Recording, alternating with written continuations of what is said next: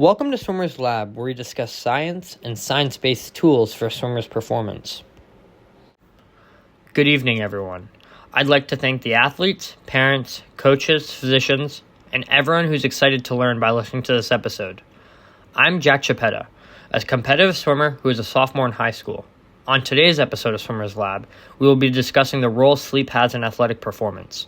Before we dive in, I'd like to clarify that on today's episode, we'll be zooming out from our usual swimming interviews, technique work, dry land routine, and very swimming-specific information, and focusing more on something broad. I'd like to look at sleep and the significance it has on all athletes.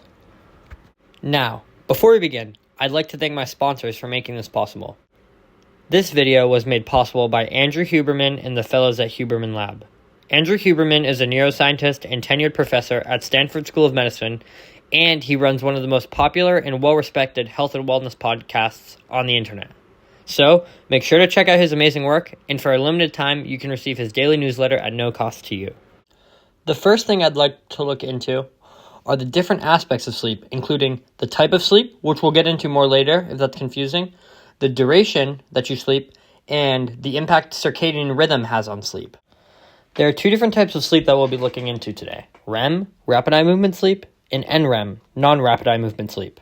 REM is characterized by muscle atonia and is associated with dreaming. REM sleep is often considered to be the condition with an activated brain and a paralyzed body. On the other hand, there's NREM, non-rapid eye movement sleep, which is very important for athletes, arguably, in my opinion, it is more important for athletes because part of NREM sleep is slow wave sleep. Slow wave sleep is important for athletes' recovery because that's when the most growth hormones are produced and released. There are many different ways to maximize NREM, including avoiding stimulants such as caffeine and keeping a constant sleep schedule. We'll talk more about how to maximize NREM sleep later. This is just setting the groundwork and sharing some fundamental ideas. But speaking of sleep schedules, that leads me into my second point about circadian rhythm. Think of circadian rhythm as your body's alarm clock, the cycle, and you want to stay consistent with when you sleep and how long you sleep to help your circadian rhythm, because staying on a sleep schedule is crucial for maximizing performance and sleep efficiency. Lastly, people always ask me, Jackson, how long should I sleep? It's a complicated question because many people can say certain things work better for them, which is true, everybody's body's different. But I think when you're starting out or when your sleep schedule, you need a hard reset, you look to science and see what science has to say. And science has proved many times that sleeping as much as possible, almost guaranteed more than you probably do, in at least 8 hours, is optimal for performance. Additionally, when it's time for competition, sleeping should be an even greater priority.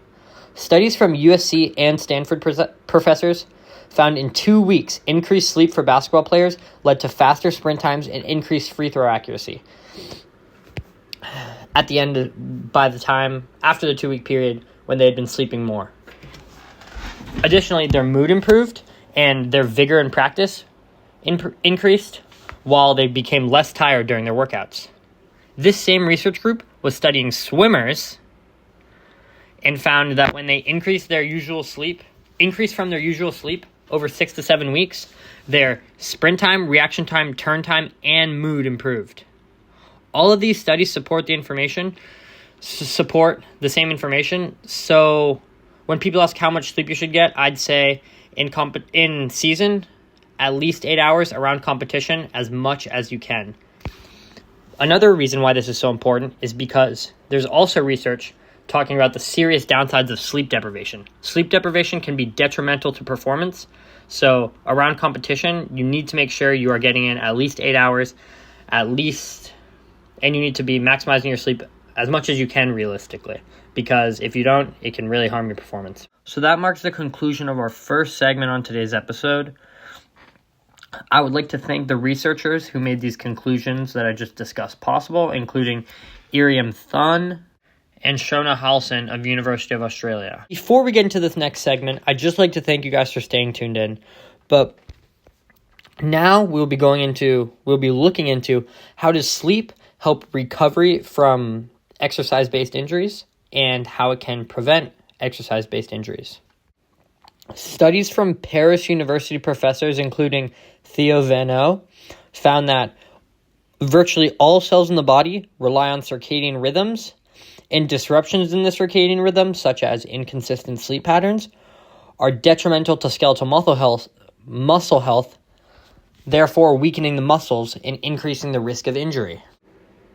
While there is not much research on the role of sleep in injury prevention, some of the research that I did find also suggested that sleep deprivation can lead to decreased concentration, poor execution of reps, and reduced reaction times, which can, so it's a cause and effect relationship really, where if you aren't concentrated, then you execute your reps poorly, then the poor form can lead to increased risk of injury, which was found in the studies from, give me a second, I'm sorry, Shona L. Halson. So as I said earlier, there's not that much research on the role of sleep and injury, but based on the research that I have found, which is conclusive, and the other research that I've found through my other inquiries, I think that it is safe to say that if you are an athlete or a parent of an athlete or a coach looking to decrease your athletes or your own risk of injury, making sure you get adequate sleep can increase your chances of staying healthy throughout the season. Thank you guys for staying tuned in. We are going into our final segment right now, our third path of research, which we will be studying. So far, let's recap. We've talked about the importance of sleep in many different ways, why it's important and why it's good for athletes. So now we'll be looking at, if sleep is so important, how can we maximize it? What are some tools, what is some technology to enhance our sleep? Some things we'll be going over are magnesium glycinate, red light, and blue light glasses. And stay tuned in because we're going to have a feature with a special guest at the end. Once again, guys, thank you so much for making this research possible, especially thank you all listeners and the people at Huberman Lab. I'm going to be honest, this third segment is my favorite part to research because as an athlete myself, I can learn about what technology to invest in my own recovery routine to maximize my performance. The first sleeping enhancement that we're going to talk about is magnesium glycinate.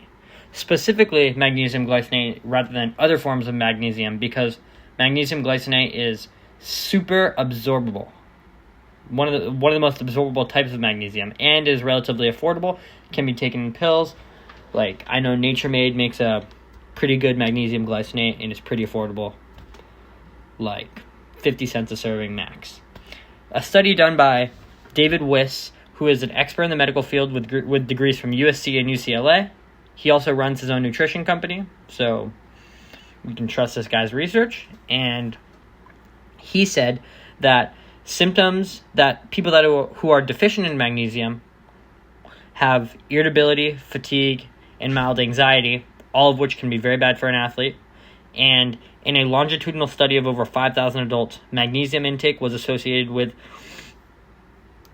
better sleep quality. So if this supplement can enhance your sleep, and we've already discussed how great sleep is for athletes and how crucial it is to an athlete's success on the field, on the court, in the pool, and their health, such as reducing the risk of injury, then I think magnesium is a great investment that athletes can make.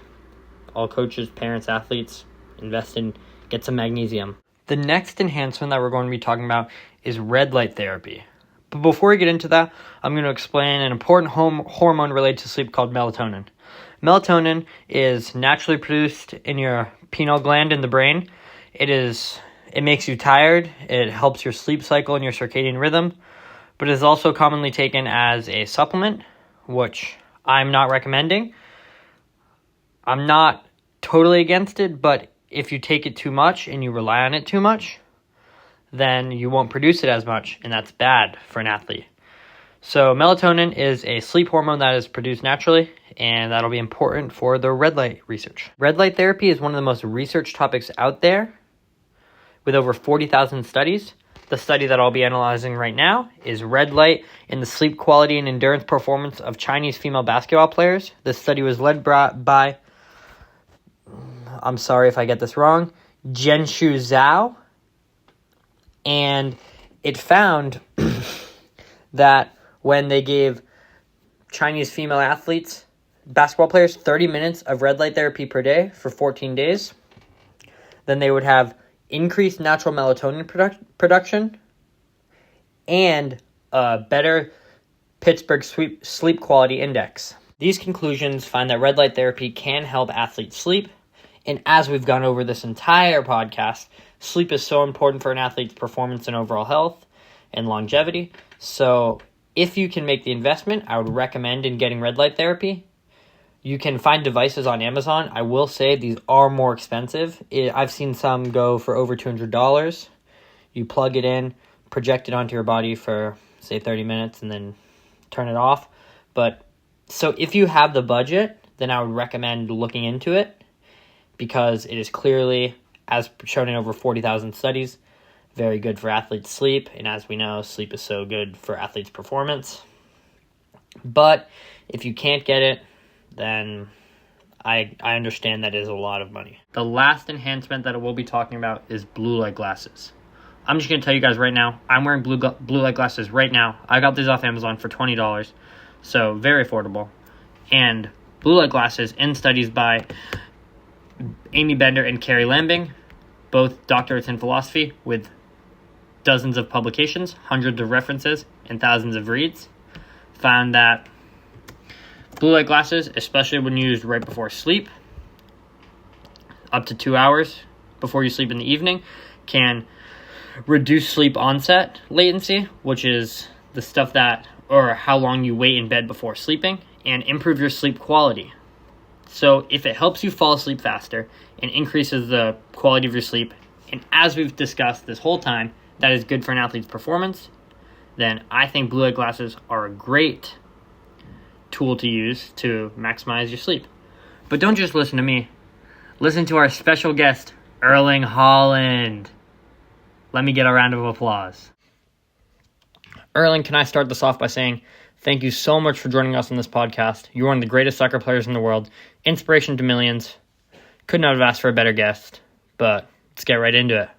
Erling, what are some tricks that you do to get to the level that you got to and perform at the level that you perform at so consistently? How are you so good? I think sleep is the most important thing in the world. Yeah. And everything. That's what I'm talking about. Oh my God. See, that's what I'm talking about. Do you have... Great. Thank you so much, Haaland. I'm so glad you're able to join us. Your insight will be appreciated by all of our viewers. Thank you so much, guys. Thank you. Thank you to the coaches, athletes, parents, anyone who's listening. Appreciate it. You guys are the reason that's possible. I hope you guys learned something. And remember, get your sleep in. Love you guys. Jack is signing off.